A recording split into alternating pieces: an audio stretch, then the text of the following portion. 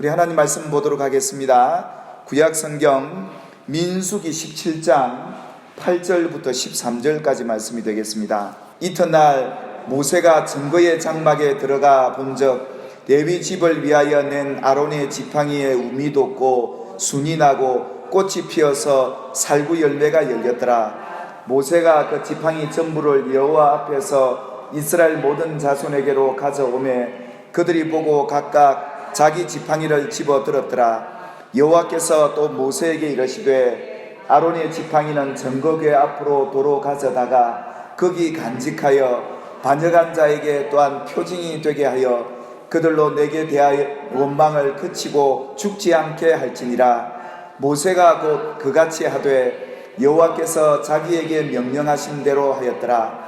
이스라엘 자손이 모세에게 말하여 이르되 보소서 우리는 죽게 되었나이다. 망하게 되었나이다. 망하게 되었나이다.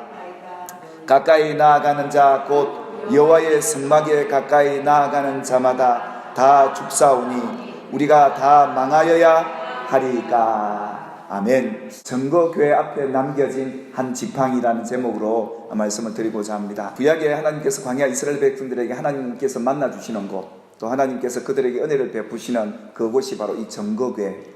한마디로 지금 우리가 예배당 같은 개념으로 생각하시면 되겠습니다만은 이 증거궤에 담겨진 그 의미를 우리가 잘 이해하고 믿게 되면 우리 믿음 생활에 참 유익하리라 생각이 돼요.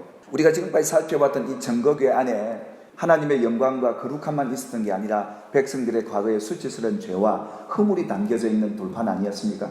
한 가지 더 여러분에게 살펴드릴 것은 이 증거궤 안이 아니고 증거궤 앞에다가 아론의 쌍난 지팡이를 간직해 두어라. 하나님이 그렇게 명령을 하고 계세요. 왜 이 아론의 쌍난 지팡이를 하나님께서 이 증거궤 앞에다가 두고 증거로 삼으라고 하셨을까요? 또 이걸 볼 때마다 그들은 무엇을 생각해야 했을까요? 그래서 2절에도 보면 이 지팡이가 원래 아론의 지팡이만 있었던 게 아니죠. 11지파와 4지파까지 해서 총 12개의 막대기가 있었습니다. 하나님께서 각 조상들의 지파대로 그 지팡이에다 각 지파의 그 지도자의 이름을 써라 해서 다 썼습니다. 그리고 이 레위 지파의 아론이라고 써라. 그래서 그 이튿날 모세가 증거막 안에 들어가 보니까 12지팡이가 쫙 이게 놓였는데 하나 아론의 지팡이에만 오늘 성경계로 움이 돋고 순이 나서 꽃이 피어서 살구 열매가 맺혀 있는 것을 보게 됩니다.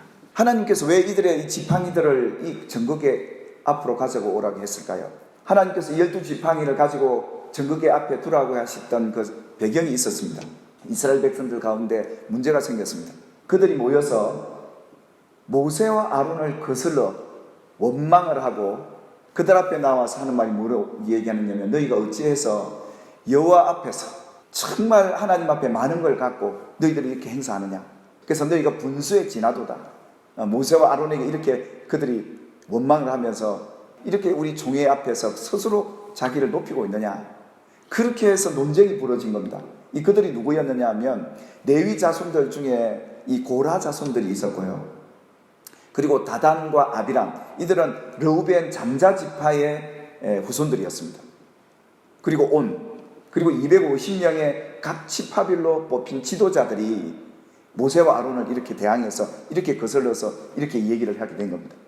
이 모세가 가만히 생각을 해보니까 이거는 하나님이 내게 맡겨주신 일이고 하나님이 나를 보내서 이걸 하나님이 하게 하신 일이라는 것을 나중에 그들에게 말을 해도 그들이 알아듣지를 못합니다. 워낙 그들의 마음이 완악해서 말입니다. 그래서 이 고라와 그 모든 무리들이 나와서 이렇게 얘기합니다. 자기에게 속한 자가 누구인지 그리고 거룩한 자가 누구인지 우리가 한번 하나님 앞에서 그 택하신 자가 누구인지 우리 한번 가려보자. 이거는 사람으로서 할 수 없는 일이기 때문에 하나님이 판단해 주시도록 우리가 한번 해보자 해서 이 문제를 해결하려 했죠. 그래서 이 모세를 통해서 하나님께서 뭐라고 얘기하느냐 하면 그러면 너희가 원하는 대로 누가 하나님의 택한 자고 누가 하나님 앞에 가까이 가서 그 일들을 할 수 있는지를 알아보기 위해서 향로를 가져와라. 이 향로를 넣고 하나님 앞에 분향하는 향도 거기 두고 누가 이런 일을 하도록 하나님이 택하신 자인가 누가 거룩하게 되었는지 한번 우리가 보자. 여러분 이 고라 자손에게 하나님께서 맡기고 그들에게 주었던 계명이 있지 않습니까? 그들이 했던 일은 하나님 가까이에서 이 성막에서 봉사하는 일을 했던 거죠. 회중 앞에 서서 그들을 백성을 대신해서 섬기는 그 일들 말이죠. 모세가 그들에게 그럽니다. 이것이 어떻게 작은 일이겠냐? 이 고라 자손들, 특히 레위 사람들이 갖고 있는 이 일만 해도 참 큰 일이었거든요. 하나님 앞에 특별한 은혜였고 특별한 역할이었거든요. 그럼에도 불구하고 이 아론이 하는 이 제사장의 직분에 대해서만큼 굉장한 마음에 뭔가 시기심이 있었을까요? 이런 작지 않은 일을 하면서도 아론 제사장이 하는 이 일에 대해서만큼 욕심이 났던 것이죠. 하나님이 택해서 준 이 사역이었고 그런 직분이었다 이거죠. 근데 그걸 놓고 원망을 한다는 건 곧 그걸 준 하나님을 원망하는 것 다르지 않았다고 얘기하지 않습니까? 그러니까 아론을 거스리는 게 아니라 하나님을 거스리는 일이 되어버린 거죠. 그러면서 모세가 이럽니다. 여호와께서 나를 보내서 이 모든 일을 행하게 하셨다. 지금 모세가 하고 있는 이 일들이 하나님께서 자신에게 하신 말씀대로 하나님이 주신 율법대로 그 백성들을 이끌어가는 이 일은 자기의 임의로 한 일이 아니었고 하나님이 나를 보내서 하나님이 하게 한 이 일을 놓고 너희가 여기에서 거스리는 이 일을 한다는 것은 곧 하나님을 거스리는 일 아니겠느냐, 이렇게 모세도 그들에게 얘기를 하게 된 거죠. 그러면서 뭐라고 얘기하느냐 하면 이 상황을 하나님이 판단하실 텐데 만일에 너희도 벌 받고 우리도 같이 벌을 받으면 하나님이 나를 보내심이 아니다. 또 하나가 어떤 경우냐면 만일에 하나님께서 그들 고라와 그 무리들에게 하나님께서 벌을 내리시되 그 사람들과 모든 소유물을 땅에 입을 벌려서 그들을 삼키게 되고 빠지게 되면 과연 이 일이 하나님을 멸시한 일인 줄을 너희가 알게 될 것이다. 이렇게 얘기를 했던 겁니다.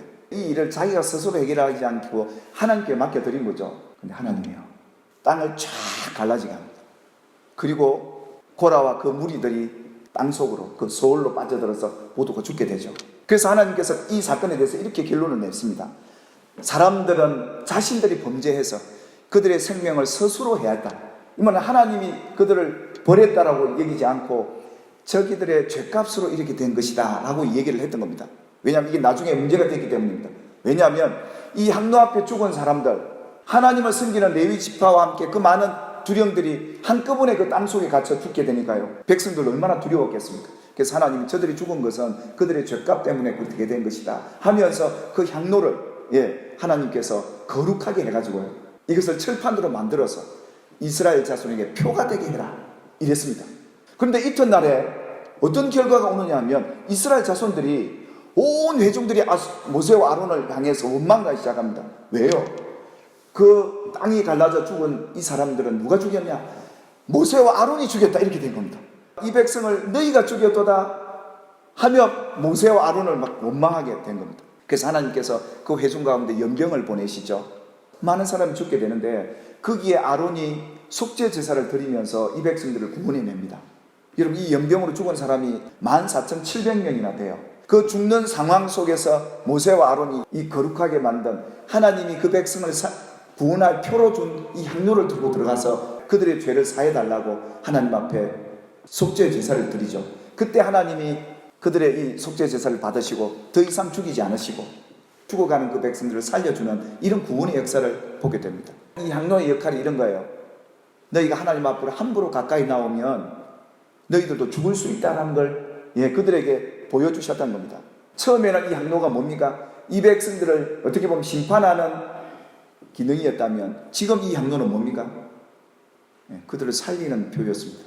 성경 전체를 보면 하나님이 아담에게는 어떤 표를 줍니까? 구원의 표를 가죽옷을 지어 입히시고, 살인한 가인에게는 사람이 너를 죽이지 못하도록 내가 살려줄 표를 너에게 주겠다. 이게 구원의 표 아닙니까?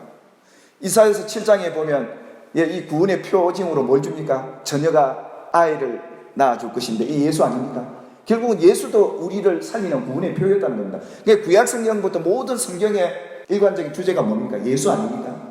하나님이 우리를 살리기 위해 표를 주시는 건데 그 표가 예수였고요. 마지막에 이 성경에 기록된 어떤 표든지 징표는 하나님이 당신의 백성을 사랑하셔서 죽지 않고 살리시기 위한 표였다라는 것을 하나님이 그들에게 얘기하시기 위해서 이 아론의 장난지팡이를 오늘 우리들에게까지 이 성경의 기록을 두고 알게 하시는 것은 하나님은 우리가 원망하고 죽지 않기를 원하시고 살리시기를 원하신다는 이런 하나님의 사랑을 깨닫게 되기를 주님의 이름으로 축원합니다. 정거기 앞에 아론의 쌍난지팡이가 곧 예수를 예표하고 예수가 십자가의 죽음으로 우리는 죽지 않고 살고 영원히 산다. 이 메시지를 주고 있다는 사실을 기억하시고 저와 여러분들의 영원히 살기를 바라고요. 복이 되기를 주의 이름으로 축원합니다. 살아계신 하나님 아버지, 오늘도 정거기 앞에 한 지팡이, 아론의 지팡이를 두게 하신 그 하나님의 선하신 뜻을 발견합니다. 하나님께로 아무나 나아갈 수 없음을 알고 그들이 깨닫도록 하시기 위해 정거기 앞에 아론의 쌍난 지팡이를 둔 것은 모두가 죽어야 함에도 불구하고 아론만이 들어가 죽게 되면 다시 사는 생명의 역사가 있음을 그 지팡이를 통해 백성들이 보고 알게 되었던 것처럼 오늘 우리가 예수께서 우리의 영원한 대제사장이 되셔서 십자가의 죽으심으로 우리가 거룩한 제사장이 되어 죽지 않고 하나님을 만나는 길을 열어주심 감사합니다. 하나님, 우리가 유념할 것은 하나님을 가까이 하는 일에 이 경계를 무시하지 않게 도와주소서.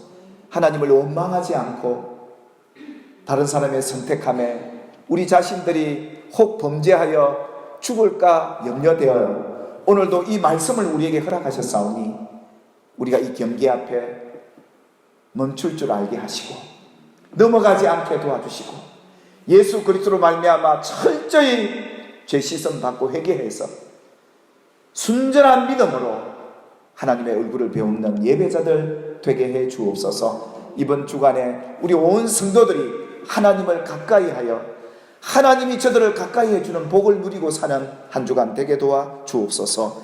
예수님의 이름으로 기도합니다. 아멘.